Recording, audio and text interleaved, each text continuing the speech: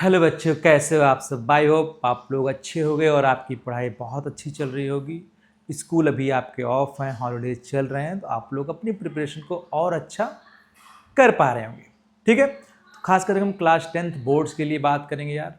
तो आपके लिए बहुत अच्छी अपॉर्चुनिटी है यार कि इस 1 मंथ में आप अच्छे से अपना सिलेबस को आप बना सकते हैं। चलिए आज हम उसी पे आगे बात करेंगे। ट्रिग्नोमेट्री चैप्टर हम पढ़ रहे थे यार, क्योंकि ये एक नया चैप्टर होता है। जो बच्चे 9 से 10th में आते हैं तो उनको थोड़ी सी प्रॉब्लम होती है। चलिए शुरू करते हैं। मैं यहाँ पे स्वागत करता हूँ आप सबका आद्रिका एकेडमी पे। चलिए स्टार्ट करते हैं। हमने बेसिक कंसेप्ट कर लिया था यार। आज हम बात करेंगे ट्रिग्नोमेट्रिक वैल्यूज की बात करेंगे। कुछ एंगल्स को हम डिफाइन करेंगे जो आप में गिवन है। आज हम प्रूफ नहीं कर रहे हैं, आज मैं सिंपली आपको दिखा रहा हूँ कौन कौन से एंगल आपके सिलेबस में गिवन है। ठीक है, चलिए आप लोग कॉपी पेन लेके बैठिए।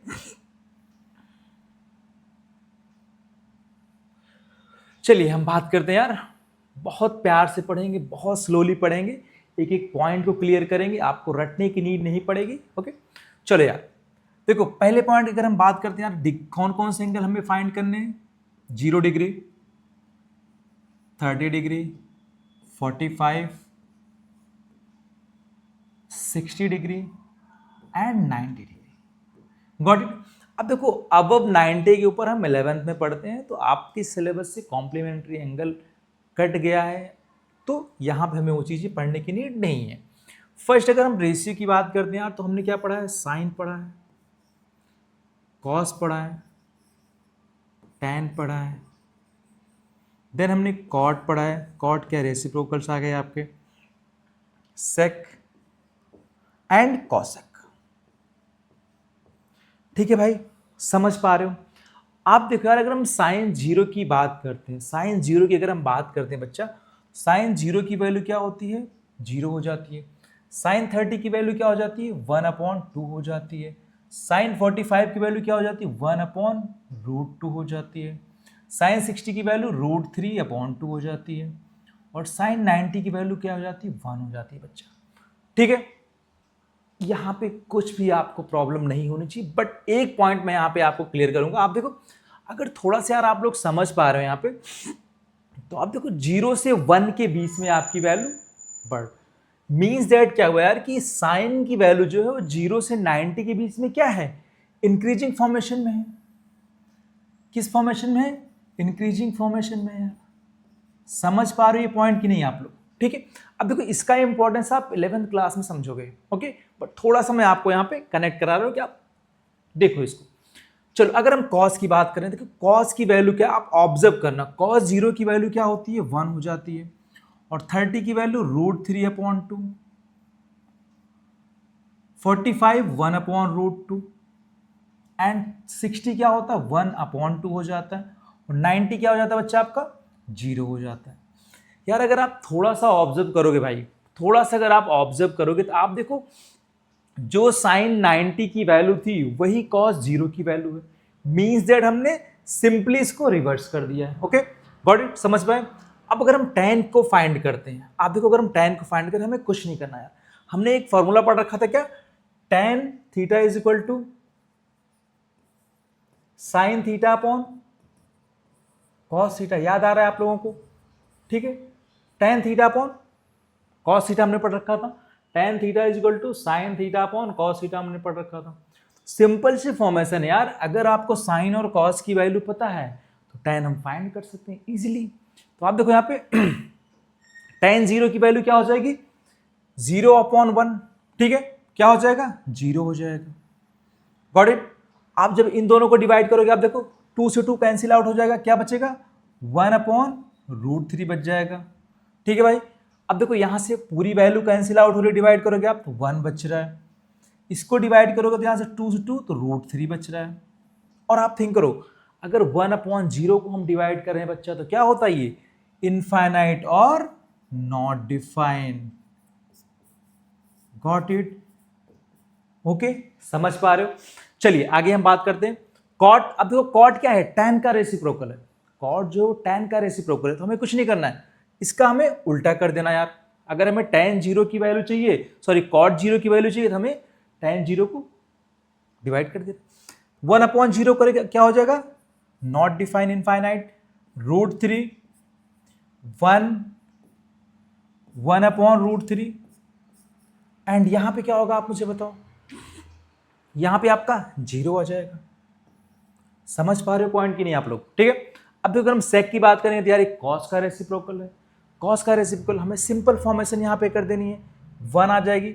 सेक 0 की वैल्यू 1, सेक 30 √3/2, सेक 45 √2, और सेक 60 2 आ जाएगा आपका। ठीक है। और सेक 90 की अगर हम बात करेंगे यहां पे क्या आ जाएगा, आप देखो यहां पे वैल्यू क्या आएगी आपकी 1/0। Again formation 1/0 means that infinite और नॉट डिफाइंड।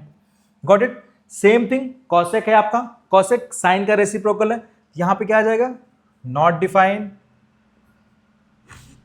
और यहां पे 2 आ जाएगा, √2, एंड वेट एक मिनट, यहां पे 2/√3 होगा यार, आप देखो यहां पे 2/√3 हो जाएगा,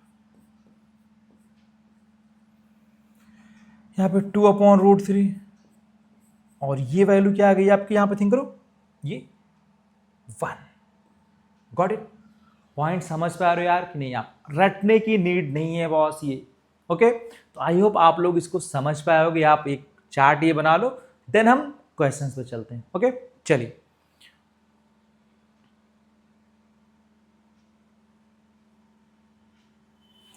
देखिए यार पहला क्वेश्चन, फर्स्टली हम एक्सरसाइज को ही फॉर्म करेंगे, एक्सरसाइज ऑफ एनसीईआरटी, देन हम किसी एक अदर बुक पे फॉलो करेंगे लाइक आर डी शर्मा या PYQs पे जाएंगे कि एनसीईआरटी क्या लाइक है कंसेप्चुअल बुक है, तो हमें फर्स्टली इसके पैटर्न को समझना है। ओके, हमें फर्स्टली ये नहीं कि हम चलो R D Sharma question try कर रहे हैं, नो। ओके, देखो पहला क्वेश्चन बच्चा गिवन है यहाँ पे आपको कि साइन 60, कॉस 30, साइन 30 और कॉस 60। यार सिंपल सी फॉर्मेशन है, आप लोग ट्राई कर सकते हो अगर वैल्यूज आपको लर्न है इजीली। आप देखो अगर हम साइन 60 की बात करेंगे बच्चा तो क्या हो जाएगा, साइन 60 √3/2 होता है, इंटू कॉस 30 क्या होता है।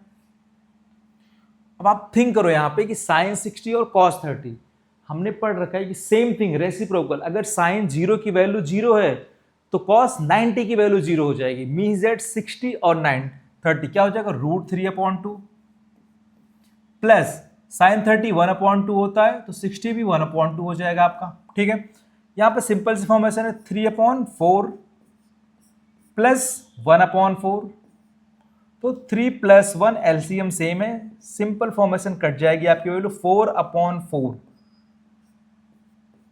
आंसर कितना आ रहा है, 1 आ रहा है। आई होप आप लोग समझ पा रहे हो यार, बहुत सिंपल सी फॉर्मेशन है। फर्स्टली हमें चार्ट को फॉलो करना है, वैल्यूज को लर्न करनी है, ठीक है, देन हम नेक्स्ट क्वेश्चन पे चलेंगे। आप लोग अगर नोट करना है इसको नोट कर सकते हैं। अब देखो अगर मैं इस क्वेश्चन को एक मेथड से और सॉल्व करना चाहूँ, आपके सिलेबस से क्या है कि जितने भी फॉर्मूले थे ट्रिग्नोमेट्रिक फॉर्मूले वो क्या हो गए, कैंसिल हो गए आपके। ठीक है ना, वो 11th में आप रीड आउट करोगे। यहाँ पे एक फॉर्मूला होता है साइन A + B का, साइन A + B। ठीक है, क्या होता है sine A cos B plus cos A sine B।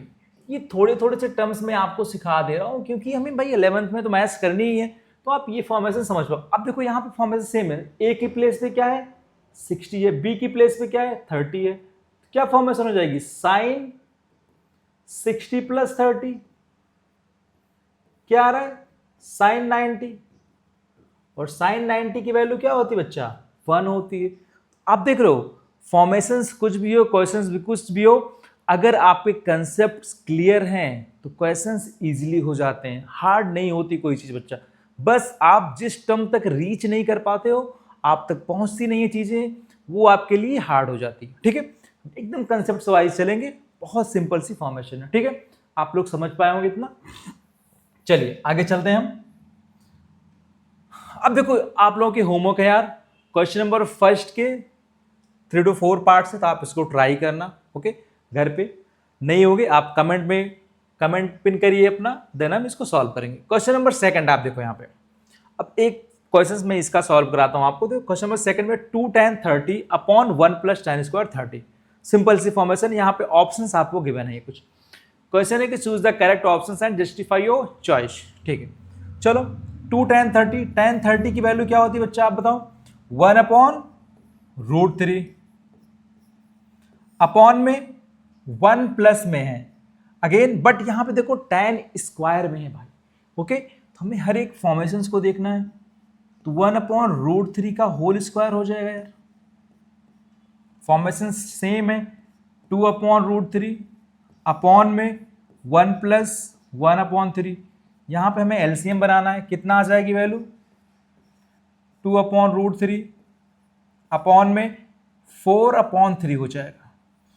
Again ये पॉइंट बच्चे बहुत कंफ्यूज होते हैं इसमें, जब हम टू फ्रैक्शंस को डिवाइड करते हैं तो आप देखो, अगर मैंने आपसे बोला कि हमने a/b/c/d को डिवाइड करा, ठीक है, सिंपल सी प्रोसेसिंग ये है यार यहाँ पे कि आपका जो ये डिनोमिनेटर वाला फ्रैक्शन है ये रिवर्स होकर मल्टीप्लाई होता है न्यूमरेटर में। सिंपल सी प्रोसेसिंग, ये c जो है b से और d जो है a से। अगर मैं आपको इसको ऐसे लिख के बताऊं तो a/b इंटू d/c हो जाता है। Got it.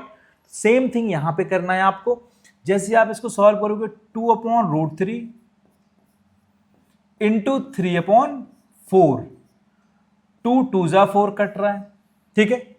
अगेन आपकी वैल्यू क्या बच रही है, आप देखो 3/2√3।